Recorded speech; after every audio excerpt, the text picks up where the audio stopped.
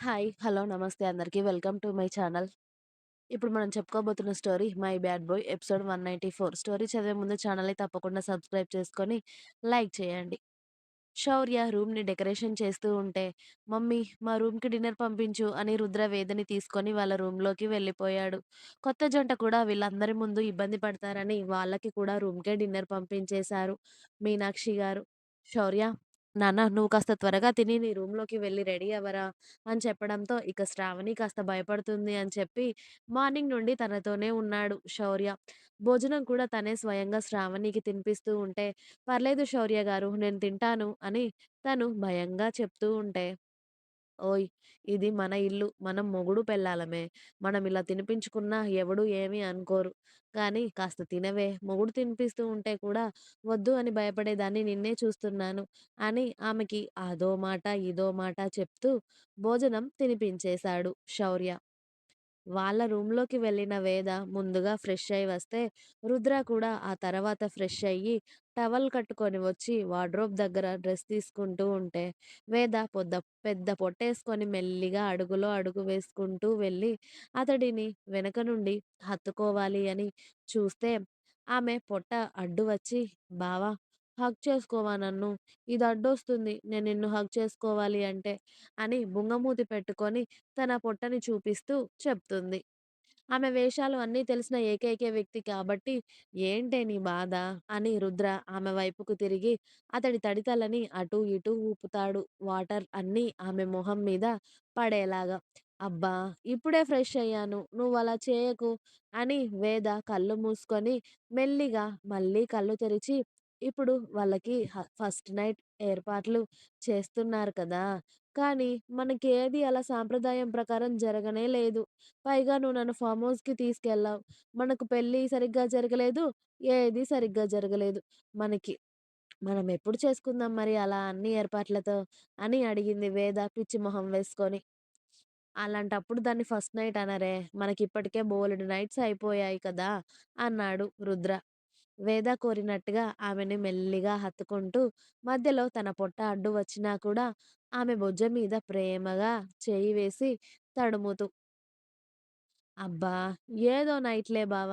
నాకు కూడా అలా కావాలి. ఎప్పుడు రెడీ చేస్తావు చెప్పు నువ్వు" అని వేద పాప అడుగుతూ ఉంటే, "నువ్వు ఉన్న పొజిషన్ ఏంటి? నువ్వు మాట్లాడే మ్యాటర్ ఏంటసలు?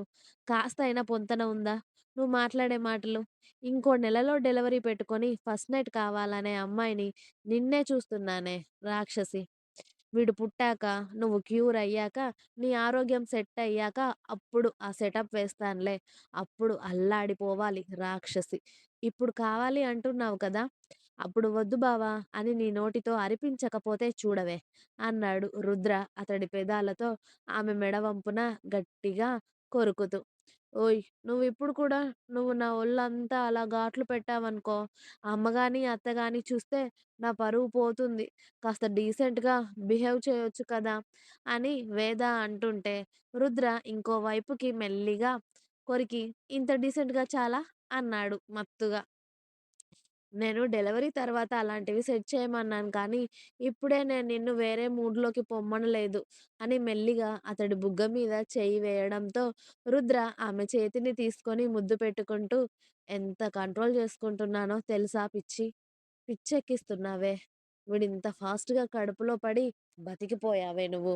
లేకపోతే రోజు రాత్రి బెడ్ పైన అరిపించేవాడిని నీతో వద్దు బావా అంటూ. అయినా ఇంకా బోలెడు టైముంది కదా! రెడీగా ఉండవే.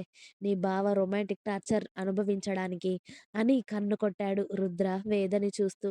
"వీడు కడుపులో పడి బతికిపోయావే. లేకపోతే నీకు నార్మల్‌గా ఉండేది కాదు టార్చర్. అయినా ఇంకా ముందు ముందు రెడీగా ఉండు. వీడు పుట్టాక నీకు రుద్రగాడి స్వీట్ టార్చర్ అంటే ఏంటో చూపిస్తాను. అప్పుడెప్పుడో స్టార్టింగ్‌లో నీకు నా టార్చర్ చూపించినట్టు గుర్తు. మళ్ళీ ఇప్పటి వరకు ఆ ఛాన్స్ రాలేదు నాకు. మళ్ళీ ఆ టార్చర్‌కి రెడీగా ఉండవే త్వరలో" అని రుద్ర మత్తుగా అంటుంటే, అతడి వాయిస్‌కే వేద ఒంట్లో అలజడి, వణుకు రెండూ ఒకేసారి వచ్చేశాయి. "ఓయ్! నేనే పొజిషన్‌లో ఉన్నాను? నువ్వు నన్ను ఎలా మాట్లాడి భయపెడుతున్నావు" అని వేద బుంగమూతి పెట్టుకొని అడగడంతో, "మరి ఆ పొజిషన్‌లో ఉన్నప్పుడు గుర్తు రాలేదే నీకు? ఫస్ట్ నైట్ అది, ఇది అని నార్మల్‌గా ఉన్నోడిని గెలికింది నువ్వు. మళ్ళీ నీకు తగ్గట్టు మాట్లాడితే ఏమో నీకు పొజిషన్‌లు, కథలు గుర్తుకొస్తాయి. కదా! సైలెంట్‌గా ఉన్నవాడిని సైలెంట్‌గా ఉండనివ్వవు. ఏవేవో చూపించి, ఏవేవో మాట్లాడి నన్ను రెచ్చగొడతావు. నేను తిరిగి మాట్లాడితే ఏమో మళ్ళీ ఇలా ముడుచుకుపోతావు. ఎలానే అసలు నీతో వేగేది నేను? నువ్వు అన్నవి జరగడానికి ఇంకా కొద్ది రోజులు మాత్రమే టైం ఉందిలే. ఇంకా ఎంత? ఇప్పుడు 8 మంత్. జస్ట్ 1 మంత్‌లో నీ డెలివరీ. డెలివరీ కంప్లీట్ అవ్వగానే ఓ 3, 4 మంత్స్ రెస్ట్. ఆ తర్వాత చూద్దువులే నా ఆట అన్నాడు రుద్ర పిచ్చ రొమాంటిక్‌గా వేద కళ్ళల్లోకి చూస్తూ. నేనలా కావాలి అన్నాను గానీ, నిన్నిలా భయపెట్టమని చెప్పానా నిన్ను? అంది వేద. అరె! నువ్వు అడిగిన కోరికే కదే నేను తీరుస్తాను అంటున్నా. పెళ్ళాం అడిగిన కోరిక తీర్చడం కూడా తప్పేనా? అని అతడి ముక్కుతో ఆమె ముక్కు పైన రాస్తూ ఇప్పటికే చాలా సేపు నిలబడ్డావు కదా! కూర్చో అని వేదని బెడ్ దగ్గరికి తీసుకెళ్ళి కూర్చోబెట్టి ఆమె ముందే డ్రెస్ వేసుకొని ఆకలవుతుందే అన్నాడు రుద్ర ఆమె ఒడిలో పడుకొని. ఇటివ్వు ఫోన్ అత్తయ్యకి త్వరగా భోజనం పంపించమని చెప్తాను అని రుద్ర చేతుల్లో ఉన్న ఫోన్ తీసుకొని వేద మీనాక్షి గారికి కాల్ చేస్తూ ఉంటే రుద్ర అతడి చూపులు ఆమె మీద ఎక్కడో పెట్టేసి అప్పటి వరకు "నువ్వు నా ఆకలి తీర్చొచ్చు కదా!" అని చాలా లో వాయిస్‌లో అంటుంటే, వేదకి గుండె వేగం పెరిగి, ఆమె గుండె బరువెక్కింది ఒకేసారి. వస్ రుద్ర మాటకి కళ్ళు పెద్దవి చేసి, అతడి నోరు మూసేసి, అతడిని కోపంగా చూస్తూ, "హలో! అత్తయ్య, బావకి ఆకలిగా ఉందంట. త్వరగా భోజనం పంపించవా?" అని కాస్త కంగారు పడుతూనే చెప్పి, ఫోన్ కట్ చేసి రుద్రని కోపంగా చూస్తూ, "ఏం మాట్లాడుతున్నావో అర్థమవుతుందా నీకు? కాస్తైనా సిగ్గుందా?" అని అరిచింది. "అరె! ఆకలవుతుంది అని అడగడం కూడా తప్పేనా?" అన్నాడు రుద్ర కళ్ళు చిన్నవి చేసి ఆమెని చూస్తూ. బావా! ఇప్పుడు నువ్వు డ్యాడీ అవ్వబోతున్నావు తెలుసా? ఇంకో నెలలో నీ కొడుకు కూడా వచ్చేస్తాడు. ఇంకా కాలేజ్ బాయ్ లాగా వేషాలు వేయకు చెప్తున్నా అంది వేద. ఏ కాలేజ్ బాయ్‌లా ఉన్నప్పుడే వేషాలు వేయాలా ఏంటి? ఇలా పెళ్ళయ్యాక పెళ్ళాంతో వేయకూడదా? అలా వేయకూడదు అని ఎవడు చెప్పాడే? అన్నాడు రుద్ర కోపంగా.